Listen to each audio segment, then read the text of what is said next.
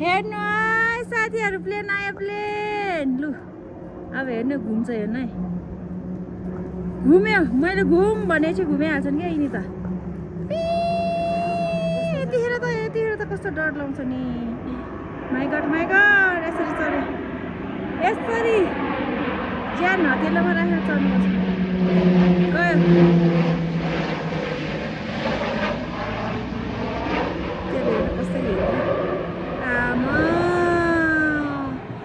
कस्तो डर लाग्यो है, कस्तो डर लाग्यो भाइ। त्यही भएर म त स्याउ खान्छु। अब डर लागेपछि स्याउ खानु पऱ्यो। स्याउ पनि कहाँ गयो, गोजीमा हालेको थियो एउटा स्याउ खाने भनेर। मलाई चाहिँ फेरि ठुलो स्याउ खान मन लाग्दैन क्या, यस्तै सानो सानो स्याउ खान मन लाग्छ क्या। कति डरलाग्दो घुमाएको है। मौसम यस्तो भयो नि, प्लेन त आएको आँखा बिहानदेखि। अहिले चाहिँ त्यो दसैँमा भन्दा त अहिले पो मान्छे आउनु थालेछ है बरु। अब चाहिँ आउनु